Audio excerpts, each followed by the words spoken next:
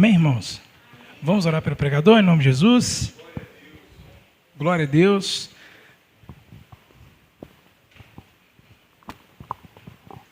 Glória a Deus. Pai, em nome de Jesus, estenda as mãos para cá. Nós te agradecemos pela vida do Júnior, Pai. Esse jovem, Pai, tem dedicado a sua vida em prol do teu reino e nós sabemos que isso é mérito do Senhor. Te agradecemos pela vida dele, Pai, use ele, Pai. Espírito Santo, faça-o lembrar daquilo que ele tem se alimentado no decorrer da sua vida e que nós, como igreja do Senhor, possamos absorver, ó Pai, a tua palavra, Senhor, não apenas ouvi-la, Deus, mas colocá-la em prática, ó Pai, no decorrer da nossa vida. Nós te agradecemos, em nome de Jesus, seja com ele, Pai. A paz do Senhor, irmãos, amém? Amém. Eu queria que quem pudesse abrir a Bíblia de vocês em Romanos, capítulo 12.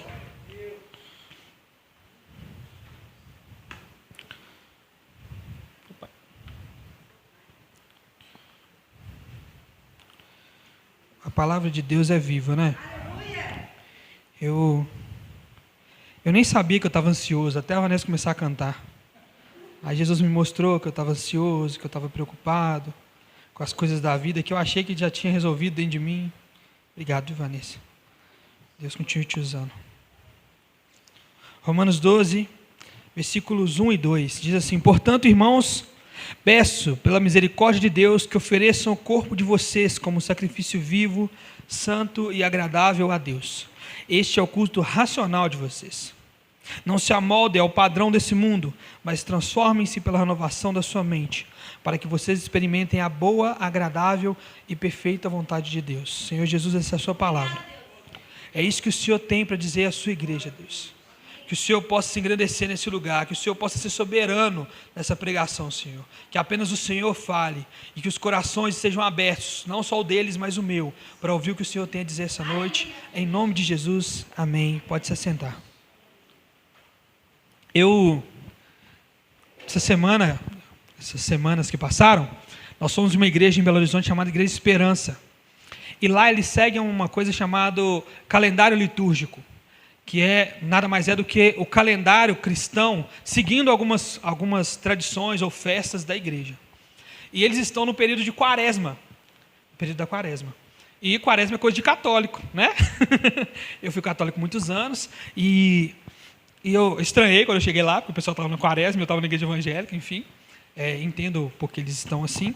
Mas aí eu comecei a me lembrar das coisas que eu ouvia da minha avó sobre a quaresma.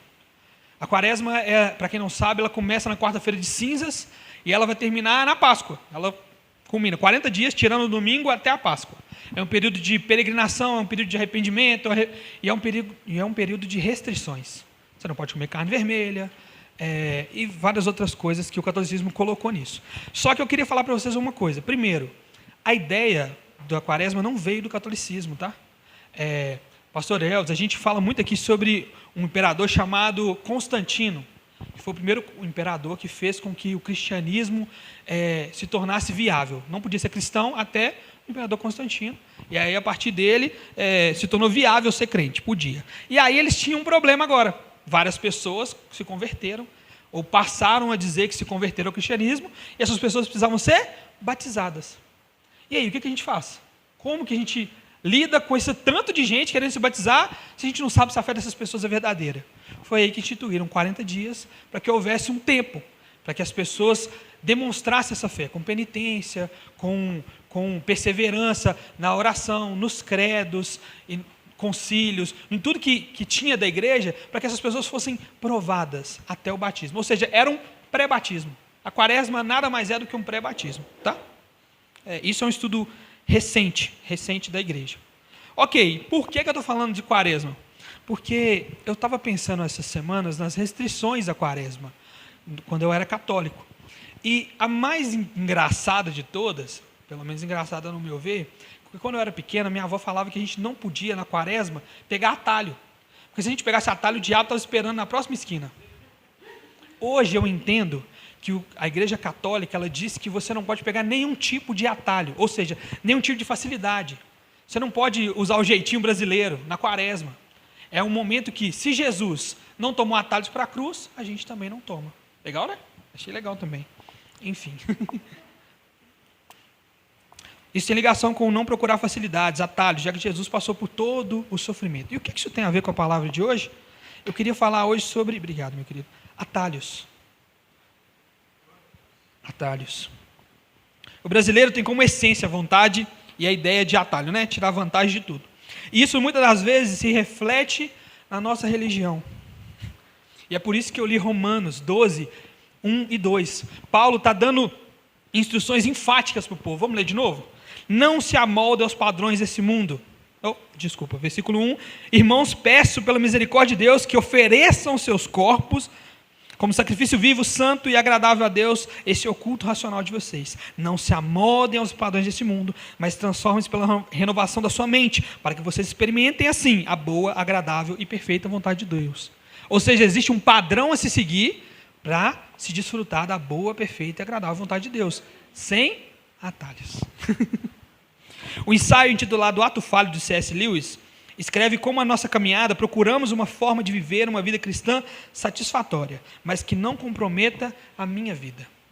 Eu estava lendo esse livro sobre a oração do Lewis e existe esse ensaio chamado Atos Falhos. E o Lewis fala um pouco sobre essa ideia que nós temos de viver uma vida com Cristo ou de estar na igreja, mas que de alguma forma tentar preservar alguma coisa da nossa vida secular. Eu escrevi aqui o que ele fala em um pedaço que eu achei muito interessante e diz assim: faço minhas orações, leio um livro devocional, preparo-me para ou recebo a ceia do Senhor. Mas enquanto faço essas coisas, existe uma voz dentro de mim me exortando à cautela.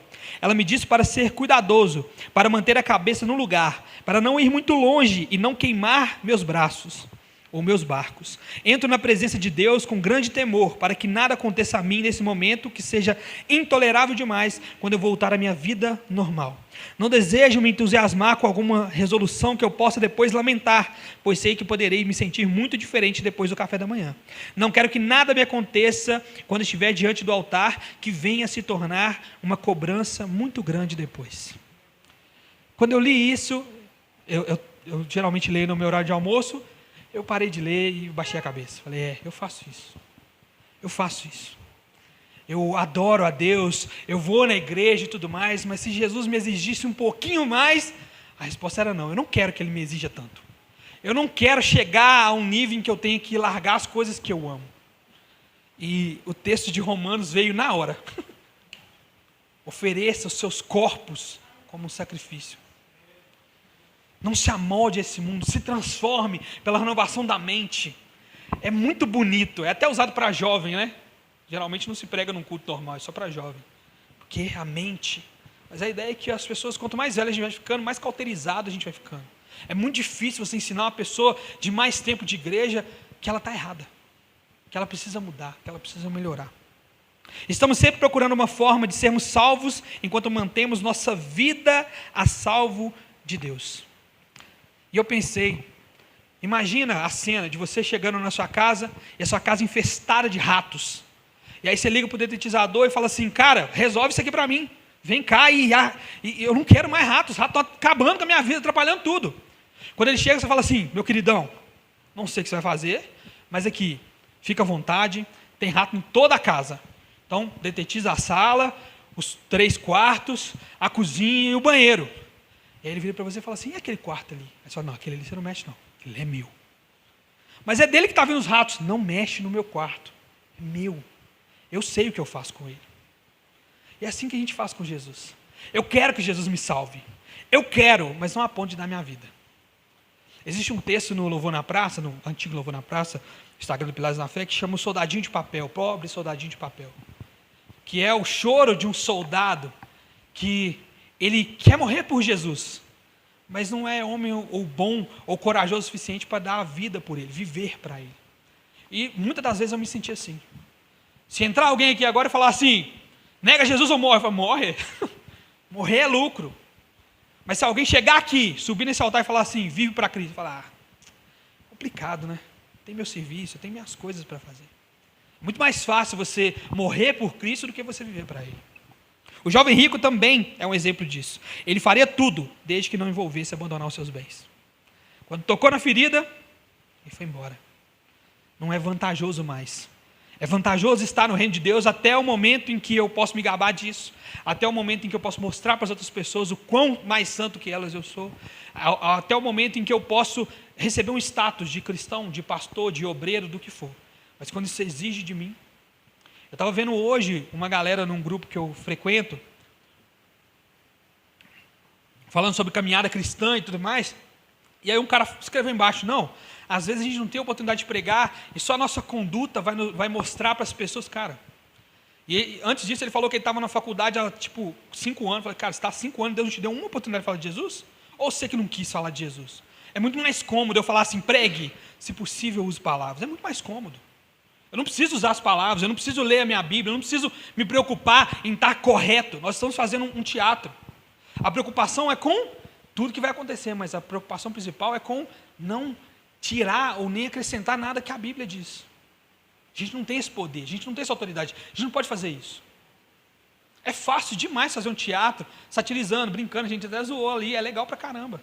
Mas se você quer fazer alguma coisa séria, principalmente com as coisas do Senhor, tá lá. Tudo tem que fazer, tudo direitinho, seguindo um cronograma, preocupação com aonde que vai estar, o que Jesus vai fazer, quais milagres, qual que vem depois do outro. Alguns vão virar para ele e falar assim, não, bobagem, não, faz aí do jeito que der. Não é assim, as coisas de Deus são diferentes. Está sendo falado desde o começo, orem por isso, jejuem, busquem ao Senhor, porque é um negócio sério, não é brincadeira. Mas a gente vai deixando, porque até agora não aconteceu nada de ruim. Ninguém machucou, nada. Então, para Satanás é vantajoso não fazer com que a igreja fique bem. Vocês sabiam disso? Muitas das vezes é vantajoso. Porque quando a igreja está bem, é que ela para de orar, para de buscar. Você quer saber, vocês querem entender como eu entendo? Eu sou assim, tá? Eu tenho que tomar muito cuidado. Porque eu acabo, às vezes... colocando importância demais em um culto e o outro menos. Eu já fiz isso várias vezes. O culto de domingo é o mais importante da igreja. O culto de oração é o menos importante, porque o culto importante do meio é o de quarta-feira. Você vai dando importância para as coisas de Deus.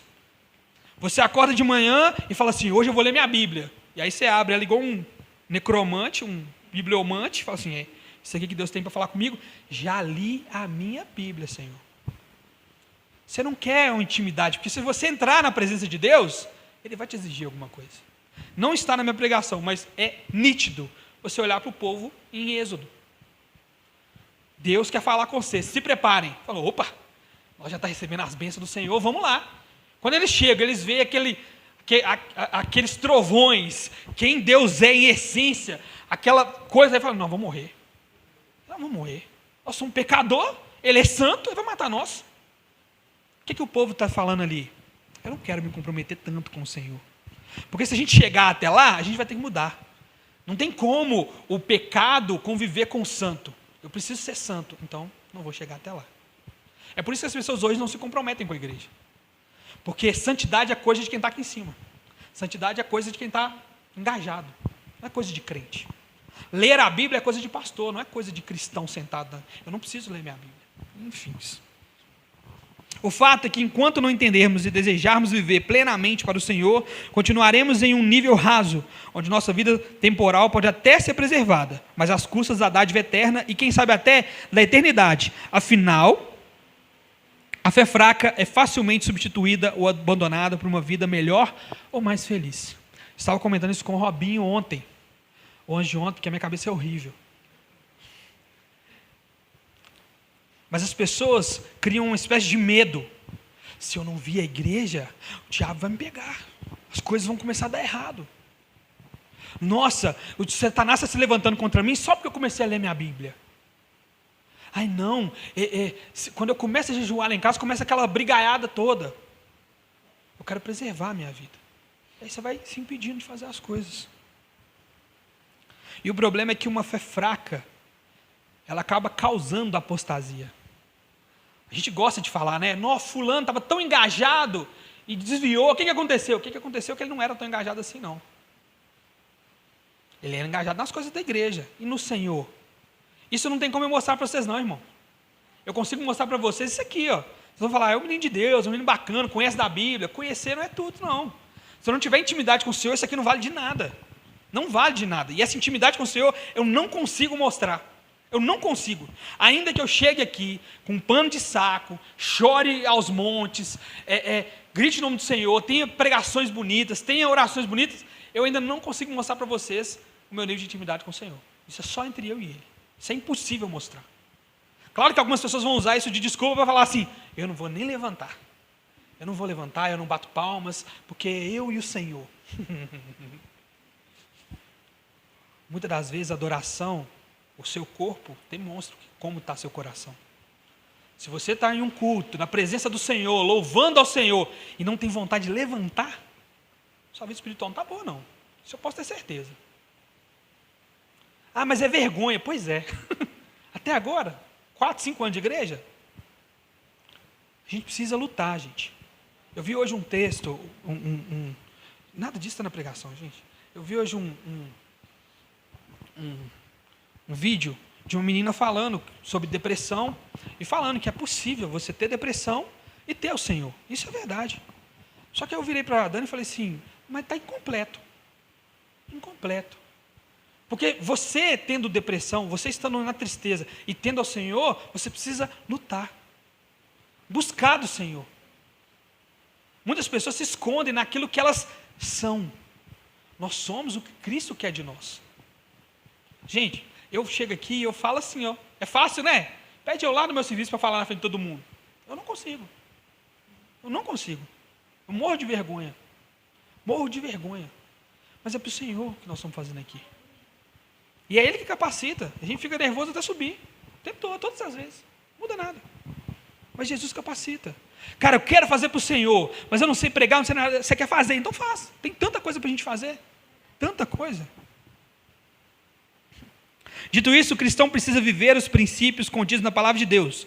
Só assim ele terá forças para preservar, sem procurar atalhos. Paulo não está falando apenas de uma mudança de mente, mas de uma entrega corpórea. Versículo 1. Portanto, irmãos, peço pela misericórdia de Deus que ofereçam seus corpos como sacrifício. Entregar o corpo, não se conformar, transformar a mente e experimentar a vontade de Deus, sem atalhos, seguindo esse caminho. Não existem duas vidas, secular e cristão, como muitos cristãos afirmam ter. Temos apenas uma e essa deve ser guiada pelos princípios divinos.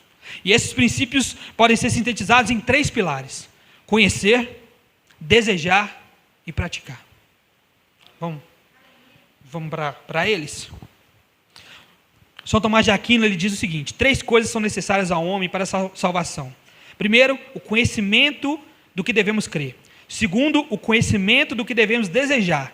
E terceiro, o conhecimento do que nós devemos fazer. A teologia chama esses 3 pontos de difíceis nomes: ortodoxia, ortopatia e ortopraxia. Eu vou explicar, tá? São conhecer corretamente, desejar corretamente e praticar corretamente. Ortodoxia fala sobre conhecimento. Você conhecer de forma correta, a importância de se conhecer de forma correta, para você viver o resto.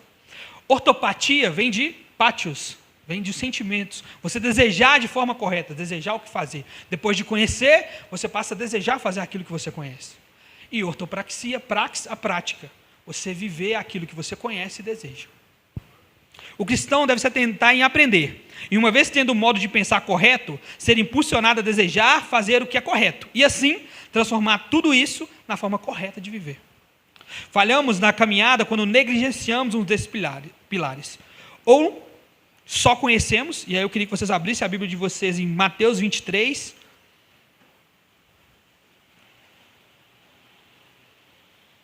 E eu quero dar um exemplo sobre só conhecer. Mateus 23, versículo 3. Jesus falando dos fariseus, ele diz assim: obedeçam e façam tudo o que eles dizem a vocês, mas não façam o que eles fazem, pois não praticam o que pregam. Não basta só conhecer. Não basta só conhecer. De novo, algumas pessoas usam isso de desculpa para não conhecer. E aí nós temos um problema prático. Se você não conhece, como que você faz? Ah, mas o importante é a intenção do coração. Caim pensou a mesma coisa. A mesma coisa. Importa conhecer e prosseguir em conhecer o nosso Deus. É isso que a Bíblia nos manda fazer. Conhecer e prosseguir em conhecer. Ah, mas não, o que importa é praticar. Mas se você ama, você precisa saber o que a pessoa gosta, para você fazer o que a pessoa gosta. Mas se você não quer nem saber o que ela gosta, e só quer dar a ela qualquer coisa que você quer, isso não é amor. Isso não é amor. Ou seja, nós podemos cair no erro de só conhecer, ou só desejarmos fazer. E aqui, eu poderia usar alguns versículos bíblicos, mas eu quero dar o exemplo de nós hoje. Quantas pessoas param no desejo? Ai, meu desejo é cantar na igreja. E para. 10 anos não canta. É o desejo. Ai, meu sonho, sabe? É fazer isso para o Senhor. Meu sonho é ir para a África. Ai, meu sonho é ser missionário. Ai, meu sonho... E vai o sonho. Vai vivendo o sonho. Meu sonho é fazer teologia. Meu sonho é saber tanto quanto você sabe. Ai, meu sonho... Mentira. Você para no desejo. A gente para no desejo, na vontade. A gente canta, eu quero servir mais o Senhor. Você quer mesmo? Só a Bíblia aberta? Tem? Não tem. Se a Bíblia não está aberta, se o tempo não está gasto com o Senhor, não tem como. De novo, sem atalhos. É impossível viver uma vida com Jesus se você procura atalhos. Se você procura conhecer e falar, tá bom, já conheço. Cara, conhecer não é se convencer, vocês sabiam disso? As pessoas conhecem. O problema de se trair o seu cônjuge, elas continuam fazendo. As pessoas conhecem cientificamente os problemas do cigarro. Acabou o cigarro? Acabou. O conhecer por conhecer não serve de nada. O desejar por desejar também não. Também não. E o fazer por fazer, isso serve. Pô, eu não sei de nada, eu não sinto nada, mas eu faço. Você faz para você mesmo, para a sua própria glória. É o que Isaías chama de trapo de imundície. Isso acontece na igreja. Um irmão entra e ele toca a bateria, mas não é crente. O que o pastor fala? Nós estamos precisando de um baterista. Vem. E ele está fazendo, mas ele está fazendo para a glória de Deus? Está fazendo para ele mesmo. Serve só o fazer? Não serve. No reino de Deus não é suficiente. A Bíblia é clara quando ela diz, muitos chegarão ao Senhor e falarão, mas eu profetizei no seu nome, eu curei no seu nome, eu nem te conheço. É porque, eu esqueci de te contar, mas meu nome tem poder, então, isso é normal. Você usou meu nome, fé, meu nome, cura. Mas você mesmo, nunca vi. Nunca teve diante de mim. Então vamos por partes. O conhecer, a ortodoxia. Crer corretamente é importante. Eu queria que vocês abrissem a Bíblia de vocês em Deuteronômio 4. Gente, essa igreja está ficando Velho Testamento, meu filho. Nós abrimos o Velho Testamento e falamos assim, nossa, vai pregar nele. O Sérgio está ajudando lá demais, ó, quebrando o galho. Deuteronômio 4, versículos 1 e 2, depois nós vamos para os 5, 6 e 9. Diz o seguinte, agora, ó Israel, ouça os estatutos e as ordenanças que ensino a vocês, para que os cumpram, a fim de que vivam e tomem posse da terra que o Senhor, o Deus dos seus antepassados, dá a vocês. Nada acrescentem às palavras que eu ordeno a vocês, e delas nada retirem, mas obedeçam aos mandamentos do Senhor, o seu Deus, que eu ordeno a vocês. Versículo 5. Vejam, eu ensinei a vocês estatutos e ordenanças, como me ordenou o Senhor, o meu Deus, para que sejam cumpridos na terra em que vão entrar, para dela tomar posse. Versículo 6, vocês devem obedecer-lhes e cumpri-los, pois assim os outros povos verão a sabedoria e o entendimento de vocês.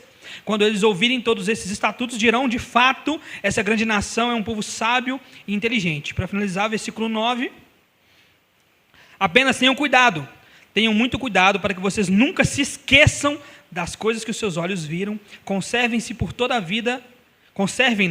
por toda a vida na memória, contem-nas aos seus filhos e aos seus netos. O povo de Deus foi ordenado a aprender a doutrina do Senhor com precisão, sem adulterá-la, e com isso seria sábio.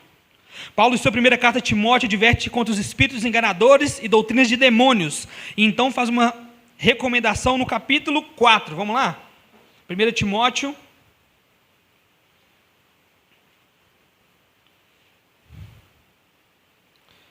capítulo 4, versículo 6, e em seguida o 16.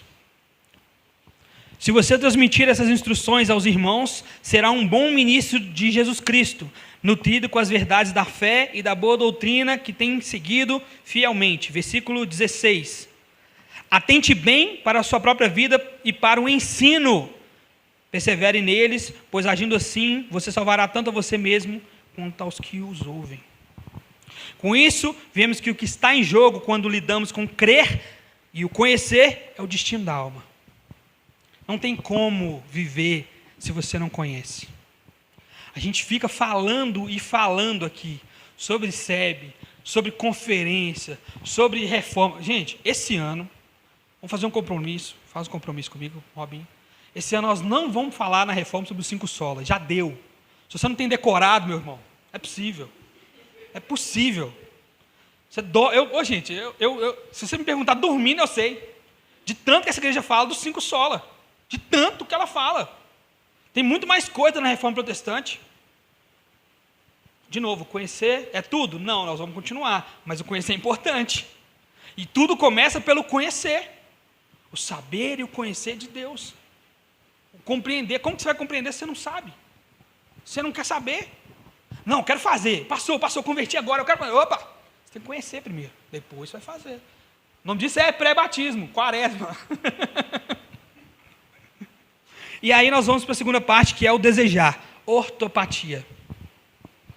O desejo muitas vezes é visto com maus olhos. E aí eu queria que vocês abrissem a Bíblia de vocês em Tiago, capítulo 1, versículo 14. Eu estou correndo porque é muita coisa, desculpa, tá, gente? Diz o seguinte: cada um, porém, é tentado pelo seu próprio desejo, sendo por este arrastado e seduzido. As traduções novas trocam a palavra desejo por cobiça. E aí é o pulo do gato. O desejo não é pecado, a cobiça é. A gente pode desejar coisas boas, mas cobiçar coisas boas não tem como. O problema não está no desejo, e sim na corrupção dele por causa do pecado que chamamos de cobiça. A cobiça é o que nos torna insatisfeitos, a ponto de desejar coisas ilícitas, a mulher do próximo, seus bens e até a sua vida. Por isso o 10º mandamento diz: não cobiçarás, não desejarás. O desejo é bom. A gente precisa, depois de conhecer, desejar colocar aquele conhecimento em prática. Eu já vi muitas pessoas que conhecem, praticam, mas não desejam. Isso acontece também, sabia? Você pode saber o que você tem que fazer, e você pode estar fazendo porque você sabe, mas você não desejaria aquilo. A minha vontade era de estar no mundão. Ô, gente, eu já cansei de ouvir pregadores, e eu já falei isso, e todos nós aqui já falamos isso. Ai, o mundão é bom demais. Bom porcaria nenhuma. Nunca foi. Ai, se o pecado fosse ruim. Que se o pecado fosse ruim, meu irmão? Matou seu Deus. É ruim. A porcaria. Ai, mas na hora. Que na hora, meu irmão?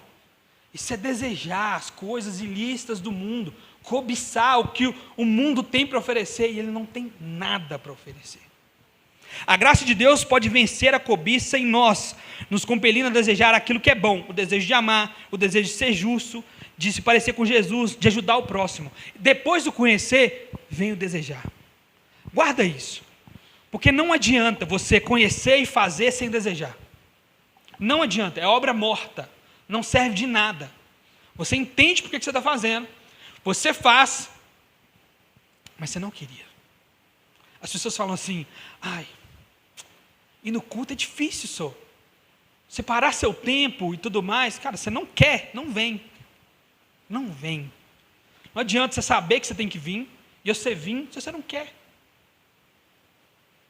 A Bíblia fala que o conhecimento do Senhor, que as coisas que nós fazemos aqui não são penosas, não trazem dor. Se está trazendo dor, você está fazendo errado. É igual na academia. Doeu demais, você está fazendo errado. Você está com a posição errada. Cara, está muito pesado isso aqui. Larga, coloca para alguém, conversa com os pastores, ó, quero ajudar, mas em outra coisa. Isso aqui está me pesando.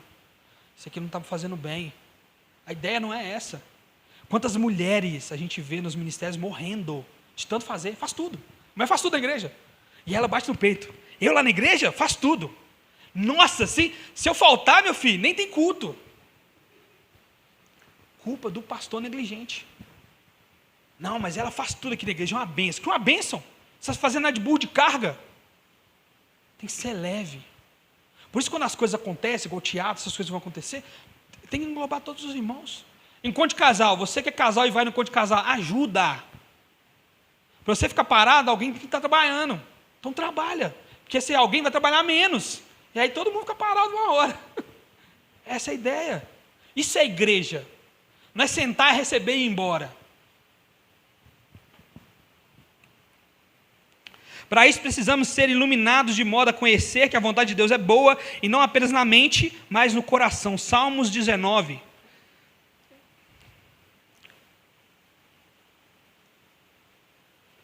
Salmos 19, do 7 ao 10. Diz assim: a lei do Senhor é perfeita e revigora a alma. Os testemunhos do Senhor são dignos de confiança e tornam sábio os ingênuos. Os preceitos do Senhor são justos e dão alegria ao coração.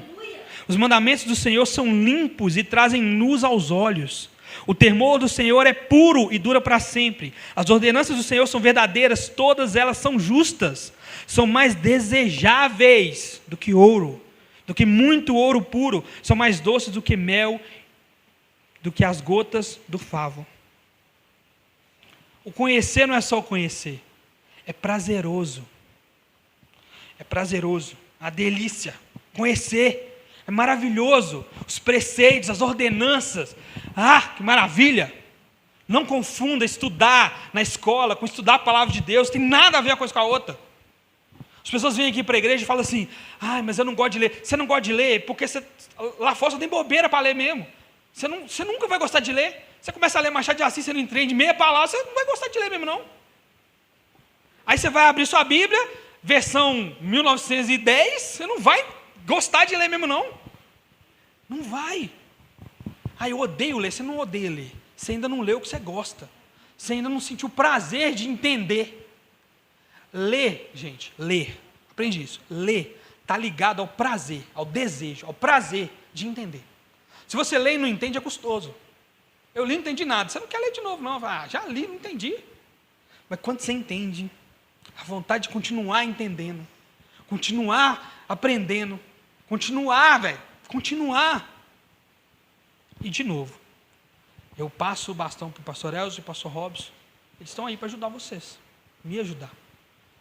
Pastor, não sei nem ler direito. A gente ir lá entender a palavra de Deus. Nós estamos aqui para ajudar, cara. Tem a SEB, tem várias coisas, e tem o caso do Robinho longe, do lado aqui. Longe. A palavra do Senhor, o conhecimento correto sobre ele, desperta desejos santos. Esses são desejos que devem crescer no coração do cristão e nos aproximar mais de Deus. E aí nós vamos para a prática, ortopraxia. Depois de conhecer corretamente e desejar fazer, vem o próprio fazer. E eu queria que vocês abrissem Tiago.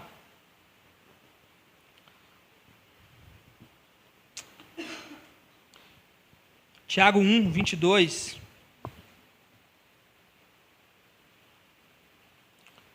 (22 ao 27).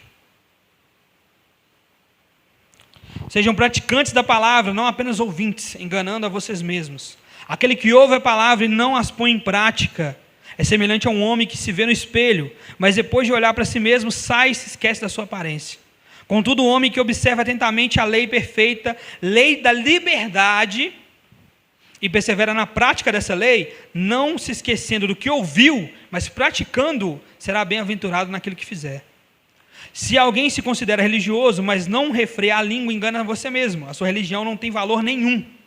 A religião que Deus, nosso Pai, aceita como pura e imaculada é essa: cuidar dos órfãos e das viúvas nas suas aflições e não se deixar corromper pelo mundo. A prática da fé é a única garantia de que não estamos meramente nos enganando por meio da religião. Ninguém é salvo pela prática da lei. Ninguém. Mas se você não pratica, como que eu vou saber que você crê? Como que eu sei? Tiago vai falar isso. Se você tem fé sem obras, eu te mostro a minha fé pelas minhas obras. Eu sei, eu te mostro no que eu creio, por que eu creio, através do que eu faço. É isso que é a praxis, a prática do conhecer e o desejar. A gente também não pode parar no conhecer e desejar, nenhum dos dois. A prática sozinha é vã. Então agora que eu conheço e eu desejo, eu faço. Eu faço entendendo o que eu estou fazendo e o porquê que eu estou fazendo. Esse é o desejar. O problema é que podemos cair no erro de parar em uma dessas coisas. Podemos ser apenas ouvintes e não praticantes, como o Tiago está falando. Podemos ter apenas desejos bons, né? Ou podemos praticar seu entendimento e o desejo correto. Eu queria que vocês abrissem Mateus 6. Mateus 6, versículo 1.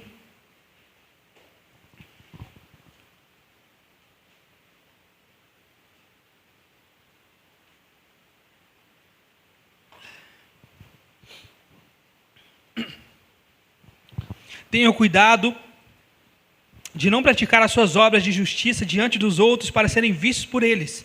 Se fizerem isso, não terão nenhuma recompensa do seu Pai que está no céu. E aqui Jesus está falando de esmola, está falando de oração, está falando de jejum. De nada vale, se é só para se mostrar. Não é o praticar pelo praticar, é o praticar por conhecer e desejar. Amém? A falta de um desses pilares desestrutura toda a fé, tornando ela defeituosa e, no fim dos casos, ineficaz para a salvação. O conhecer pelo conhecer não salva, o desejar pelo desejar não salva, o praticar pelo praticar não salva. Não adianta. Não adianta. Se queremos de fato viver para Deus, precisamos nos entregar por completo a Ele, de modo que não tenhamos mais uma vida eclesiástica e uma vida comum, mas que toda a nossa vida seja pautada e gerida por Deus e seus preceitos. Não existe para o cristão essa ideia de que aqui na igreja eu tenho uma vida e aí eu abandono ela e eu vou viver minha vida secular. O que eu vejo no meu serviço de crente falando palavrão não está escrito. Mas eles não têm coragem de falar palavrão dentro da igreja. Por quê? E a pergunta é por quê? Deus não está lá? Ele está só aqui? Um catolicismo que não faz sentido nenhum. No meio dos crentes, vive julgando os católicos. Vivendo um catolicismo. Vivendo uma ideia de que, cara, cumpri minha tabela da semana. Vim no culto Gente, eu não vou falar quem é a pessoa, não. Mas eu ouvi uma vez, brincando, a pessoa falou brincando, por isso que eu não vou falar o nome, que é sacanagem. Mas ela falou assim, nossa, vim no culto de manhã, não dá uma sensação de dever cumprido? É, bobo. Vai, continua nessa aí. Continua nessa. A gente tem isso. Não, vai ter um negócio aqui, uma oração aqui domingo de manhã. Você vem. Domingo você vem no culto. Ah, vem nada. Já vim na oração, meu filho. Já cumpri minha tabela. Já fiz o que eu tinha que fazer. Já toquei. Já cantei. Resto do culto. Vocês estão entendendo? A gente pode cair nessa conferência de Páscoa, cuidado para Satanás não te tentar a fazer o que vocês vão fazer, o que nós vamos fazer ali na sexta e você não vir no sábado e no domingo. Cuidado. Ah, eu já vou vir no domingo, o sábado não precisa vir não. Ué, sua igreja vai ficar fechada no sábado? Eu não estou sabendo. E segunda tem terceira, tá? É, meu filho, 4 dias de... Pau na máquina. É, meu filho. Mas vamos lá. Aterrissar um pouquinho, tá? Antes de continuar, temos que nos lembrar que nada disso serve se você não tiver nascido de novo. Calma. Nem o conhecer, nem o praticar, nem o desejar valem de nada se você não entregou sua vida para Jesus. Não vale. Nas palavras do Francis Schaeffer, diz assim: a única maneira de se tornar um cristão não é tentando viver uma espécie de vida cristã, nem esperar por algum tipo de experiência religiosa, mas sim pela aceitação de Cristo como Salvador. Acontece muito, mas muito, de pessoas que são extremamente engajadas na igreja, principalmente os idosos, tá? Eles são extremamente engajados na igreja, conhecem vários versículos, várias passagens, passaram a vida inteira na igreja, mas é por costume. Às vezes você se acostuma. Vê a cara dos irmãos assim, você acostuma. Você acostuma. Você para no tempo e vive no tempo parado. Antigamente a gente fazia uns evangelismos, né? Quando nós era novo, nossa, era tão bom. E você vai vendo aquele povo saudosista. Hoje em dia é difícil, não é difícil você não levantar a bunda da cadeira. Você não ensina, nós estamos aqui, ué. Nós estamos aqui correndo. Ensina. Não tem força para subir no morro, não, mas aí você sobe o morro, chega ali, você bate nas casas e fala de Jesus. Já ajudou demais nós, ué. Como fazer? Mas não, as pessoas, parece que elas aposentam do serviço, elas aposentam também da igreja. Aposentei. Aí senta e fala assim, jubilei. Vamos esquisito. O problema é que uns param no aceitar, enquanto outros fazem de tudo sem nunca terem aceitado. Esse é um problema. Aceitei Jesus, então tá bom. O cara batiza hoje e amanhã, então tá de boa, vem na igreja quando dá, quando precisa, ou não vem também, beleza. E aquele que vive fazendo as coisas da obra, entende, deseja, fala igual crente, anda igual, mas nunca reconheceu a Cristo como seu Salvador. E de novo, isso é uma coisa que é só eu sei Deus, não tem como medir, é impossível medir. Eu posso te ver chorando e falar assim, esse é crente, mas não é, eu não sei. Você emocionou, foi legal. Ó, gente, principalmente dia de Santa Ceia, quem não emocionar, não é gente, não é que não é crente, não é gente. O Senhor Jesus desceu, morreu, nós estamos aqui comemorando, porque por causa disso nós temos vida. Você chora mesmo, você chora vendo filme, novela, você não vai chorar com um trem bonito desse? Vai chorar também, mas quer dizer nada, não quer dizer nada. E aí nós entramos no ato falho, que eu falei lá atrás. É aí que entra a nossa interminável e recorrente tentação. Descer até aquele mar ali e não mergulhar, nem nadar, nem boiar, mas somente pisar e respingar a água, com cuidado para não sair da parte mais rasa, segurando na corda salva-vidas que nos conectam às coisas temporais. Esse é o problema. Mesmo conhecendo, mesmo crendo em Jesus, mesmo desejando, mesmo fazendo, eu ainda quero me apegar à minha vida. Martim Lutero, uma das frases mais famosas de Lutero é: eu achei que eu tinha matado o velho homem no batismo, mas eu descobri que o miserável sabia nadar. Todos os dias nós enfrentamos esse velho homem, que não quer se comprometer o suficiente. Com a igreja? Não, com Deus. Com Deus. O pecado faz isso. Eu peco e eu não quero buscar o Senhor. Por quê?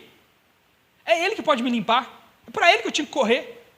Se toda vez que você pecar, você correr para a Bíblia, Satanás não quer te tentar mais. Você é doido? Vou ficar tentando o cara toda hora correndo para a Bíblia? Não. Só se for burro. Agora não. Eu vou te tentar, porque você vai sair da igreja, você vai parar de ir, você vai enfraquecer. Ai, pastor, passando por situações difíceis. Quem não está? Ah, não, os problemas lá em casa. Ah, nossa, é difícil, pastor. À vontade, se eu fosse pastor, eu não posso ser pastor. Ô Jesus, quando eu for pastor, oh Senhor. O que a igreja tem a ver com isso? O que ela tem a ver com isso? Ah, porque uns irmãos me chateou. Ótimo, então vamos lá. Então, nós vamos botar uma cadeira lá fora e você ainda vai ouvir a palavra. Porque o que Jesus fez com você? Nada, né? Então, ainda que os irmãos aqui tenham feito alguma coisa com você, Jesus não fez nada. Que eu saiba. Que eu saiba, ele não fez nada com você. Então, qual que é o seu problema com ele? Toda pessoa, aprende isso aí, pode anotar. Toda pessoa que fala que tem problema com a igreja não é santa. Não é santa. Só que é egoísta. Não está pensando nos próprios problemas, em ser um causador de problemas. Nossa, o irmão me distratou. Quantas pessoas eu já distratei? Ou as pessoas que acharam que eu distratei, sendo que eu nem distratei. Eu não sei. Relações humanas, gente. Isso acontece no serviço, isso acontece na escola, todo lugar. Por que na igreja tem que deixar de ir? Não faz sentido nenhum. Nossa, o meu professor me respondeu mal, não vou na escola mais não. Quem perde é você, meu irmão. Não, meu chefe está muito estressado, não vou no serviço mais não. Quem perde é você. Não vou na igreja não, que falaram mal de mim. Quem perde é você. O problema é que a gente não entende isso. A gente acha que as pessoas estão perdendo a nossa graça de estar. Nós não somos essa Coca-Cola toda não, gente. Nós somos aqui quebrados, arrebentados. Se eu machuquei vocês, vocês me perdoam. Vou machucar de novo. É de ser humano, normal. Acontece. Nossa tentação é a de olhar intensamente para o mínimo que seja aceitável. Um exemplo disso são a procura recorrente de respostas rápidas e do desinteresse pela teologia. Aí, coisa que eu já falei aqui 1 zilhão de vezes, né? É caixinha de pergunta no Instagram, que é mais fácil que você ler sua Bíblia. É caixinha de promessa. É pregação egocêntrica. É tudo mais fácil. Você vai para o caminho mais fácil. Quando uma pessoa está indo para o caminho mais fácil, é porque ela não quer a Deus. Nossa, que absurdo falar isso, é verdade. Nós temos que parar de ser mentiroso para as pessoas. Não, eu não estou indo na igreja não, porque eu estou separando um tempo para mim, porque as coisas estão complicadas. Então, só te contar, você vai para o inferno. Inferno. Não, mas ninguém é salvo pela igreja não. Se eu dei a noiva de Cristo, você vai passar a eternidade com ela. Não vai não, senhor. Pode ficar despreocupado. O que está te esperando é outra galera. Hitler, Stalin, outra galera. Que também odiava a igreja. Que também odiava o povo de Deus. As coisas é sérias. Mas como a gente não fala nada, as pessoas vão falando, atacando o cristianismo, e a gente vai ficando quieto. É mesmo, né? Não, o pessoal é difícil mesmo. Não, toda igreja tem problema, né? Todo lugar tem problema. Senhor Jesus. Hoje em dia virou moda as canções emocionalistas. Por quê? É mais fácil. Eu ouvi uma pessoa dizer assim, não, eu não tenho tempo para ficar analisando música não, então não ouve nenhuma. É melhor do que ficar ouvindo porcaria. Se eu ficar analisando cada filme que eu vou assistir, eu não assisto nada. Resolveu, não assiste nada. Olha que maravilha, tempo para ler a Bíblia, tempo para orar. Você tem tempo agora. O problema é isso. Gente, vamos lá. Isso dá vergonha de falar, mas eu vou falar. Isso dá vergonha. Eu tenho dificuldade. Se você me perguntar o nome dos 12 apóstolos, eu vou ter dificuldade. Mas eu sei os 150 Pokémon inicial. Vamos perguntar qualquer um.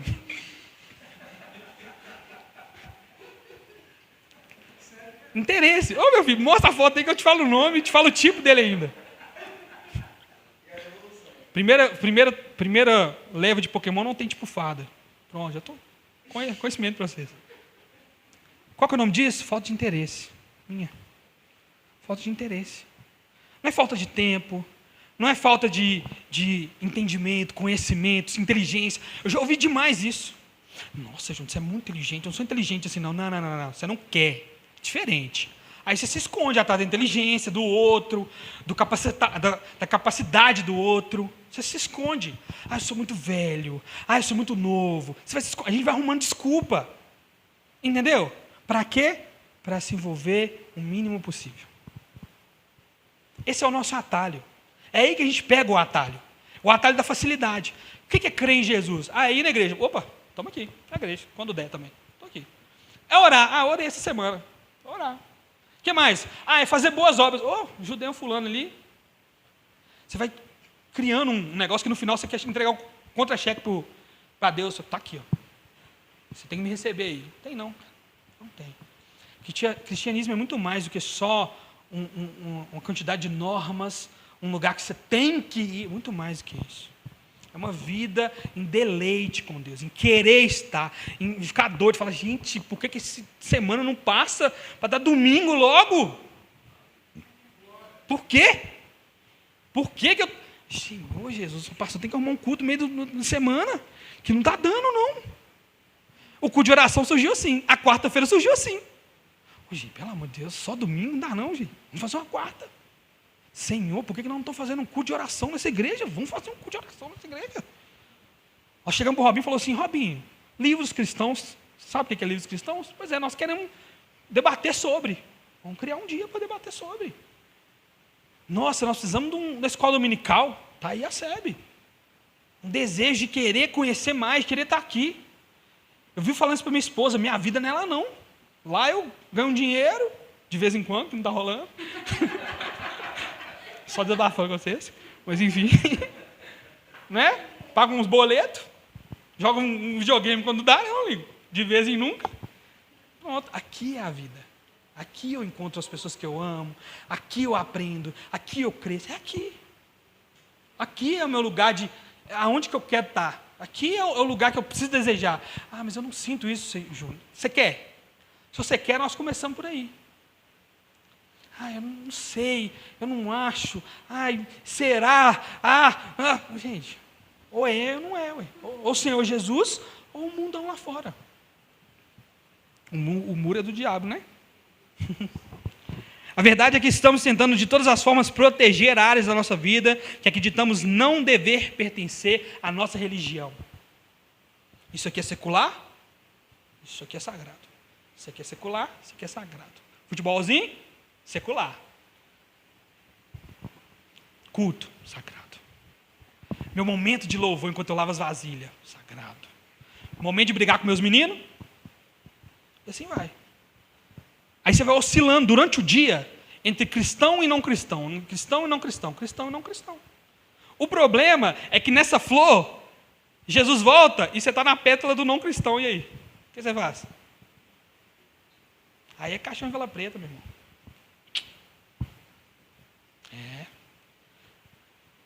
Se eu fico brincando de falar palavrão, uma hora eu começo a falar palavrão. Se eu fico dando só uma olhada assim de canto na bundinha das meninas, uma hora eu traio minha esposa.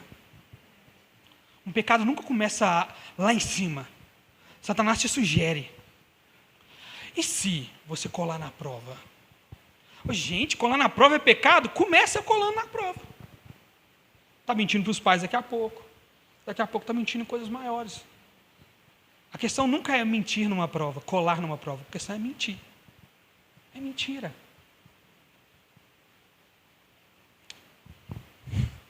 Tem mais coisa para falar, mas eu tenho pouco tempo. Bom, Lewis vai dizer que nossa real proteção deve ser buscada em outro lugar. Na vida cristã comum, na teologia saudável, no pensamento racional estável, no conselho de bons amigos e de bons livros, e numa liderança espiritual capacitada. Aulas de natação são melhores do que uma corda salva-vidas até a praia. Muito melhor. Muito melhor. Muito melhor do que a gente ficar vivendo uma vida meia boca e segurando no culto de quarta-feira, na sala pastoral que eu vou ter no domingo com o pastor. Muito melhor do que isso é eu ser um cristão maduro. A Vanessa fez uma pergunta para a psicóloga que veio aqui. Eu vou ficar fazendo terapia até quando? Não vai acabar não? E ela falou assim, vai. Quando você entende e sabe lidar com as coisas. Isso acontece da mesma forma com o cristianismo. Você vai começar o cristianismo frequentando os cultos, e naquela coisa assim, não entendendo muita coisa da Bíblia, mas lendo, e naquela coisa, até a hora em que você vai conseguir lidar com as coisas da sua vida, baseando-se na palavra, naquilo que você conhece. Hoje, eu tenho o privilégio de ensinar a igreja. Eu sou convertido há 9 anos. Você acha que sempre foi assim? Você acha que eu não tive que aprender, não? Você acha que eu não tenho que aprender até hoje, não? Você acha que eu não tenho contato desses mesmos homens que me ajudaram lá atrás, que me ajudam até hoje? Todas as dúvidas que eu tenho, eu mando para eles. Eu estou engajado com a galera que fala de Jesus, não quero saber de futebol, não, sou. Quando o Cruzeiro ganhou? Ah, perdeu. Então tá bom. Vamos, outra coisa, outro assunto. Senhor, Deus tem que nos livrar de nós mesmos. Deus tem que nos livrar das áreas que nós achamos que são nossas. Eu não tenho tempo para falar isso, mas eu preciso falar. O maior perigo do cristão é o tempo de lazer, o tempo de descanso. Você está tão cansado, tão sobrecarregado, que você fala assim, agora eu vou descansar.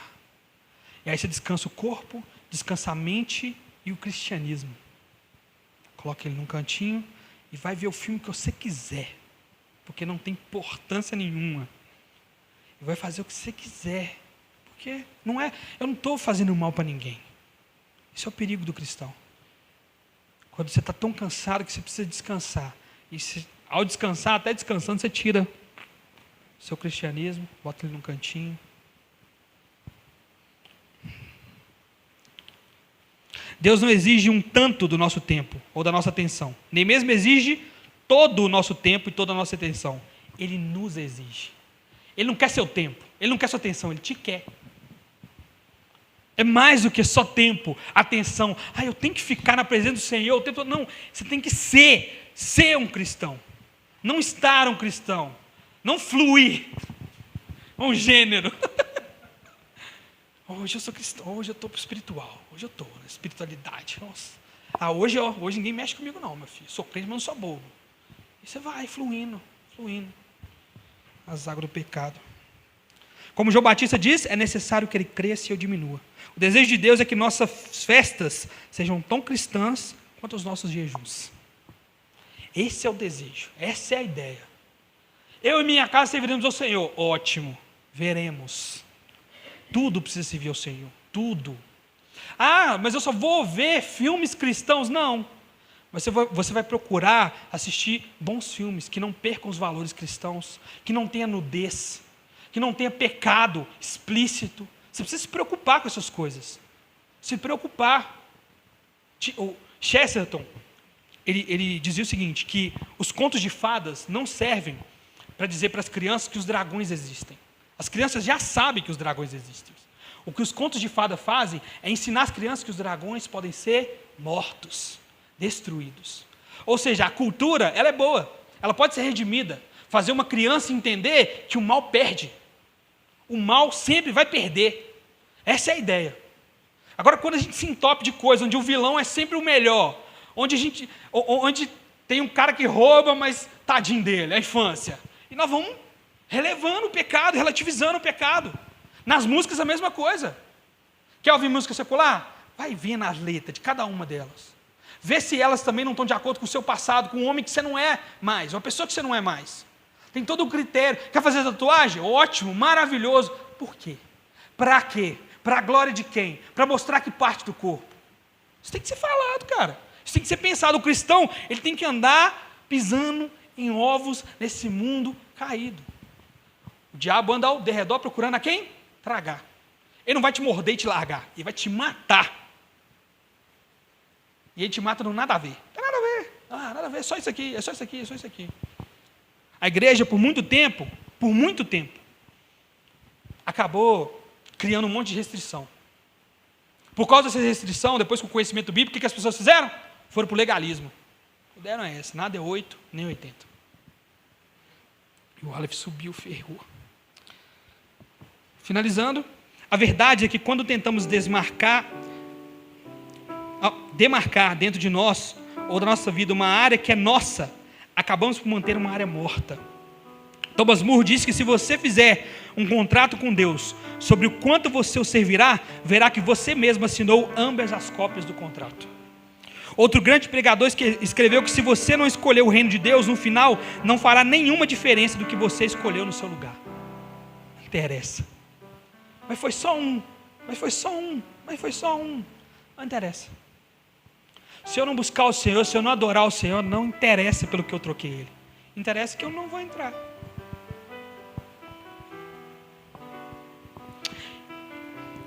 Eu quero terminar com as palavras de Josué, capítulo 24, versículos 14 e 15.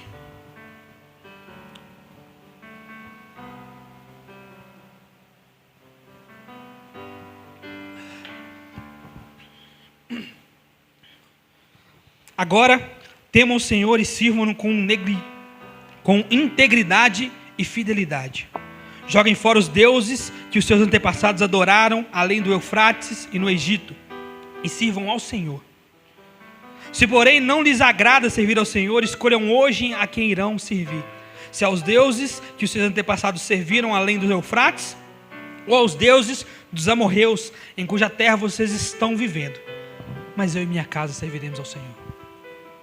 Servir ao Senhor por completo é a única forma de viver sua boa, perfeita e agradável vontade. Vamos ficar de pé?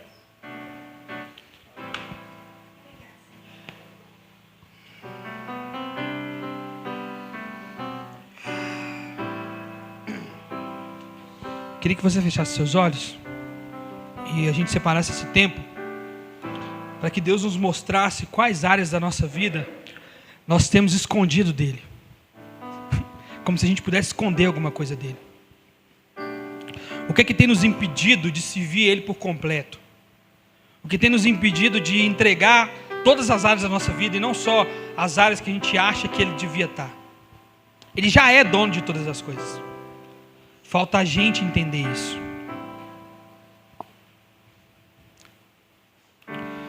Senhor Deus e Pai, muito obrigado, Jesus. Obrigado pelo seu amor e pela sua misericórdia com o seu povo. Obrigado por cada um que veio aqui nessa noite, Senhor. Obrigado por tudo que o Senhor tem feito nas nossas vidas e através das nossas vidas. A palavra do Senhor nos mostra, Deus, que nós sempre falhamos com o Senhor. Que a nossa natureza caída insiste em tomar conta da nossa vida. Para que nós não sejamos cristãos por completo. Que em nome de Jesus o Senhor possa quebrar isso essa noite.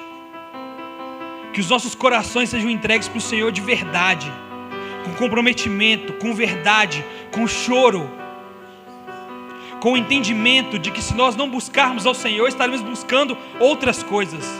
Nós nunca somos neutros, Deus.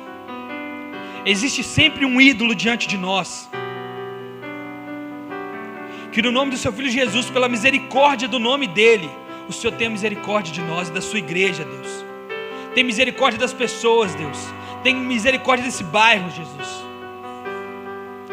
Que a Igreja Missão Ágape, as pessoas que compõem a Igreja Missão Ágape, Jesus, vivam de forma diligente para o Senhor. Eu sei, Deus, que virou moda falar que nenhuma igreja é perfeita, mas uma igreja centrada no Senhor pode ser. Nós pedimos ao Senhor que todas as pessoas que entrarem aqui, Deus, entendam ou aprendam a entender a importância do conhecer o Senhor, do desejar as coisas do Senhor e do viver para o Senhor. Que todas as áreas da nossa vida sejam redimidas pelo seu sangue, Deus. Que nós possamos viver 24 horas na presença do Senhor, Deus. E que nós possamos desejar viver assim. Nos livra, Deus. Nos livra de nós mesmos. Nos livra do pecado de estimação, Senhor. Nos livra das áreas de estimação da nossa vida, Deus. Tira de nós a cobiça, Senhor.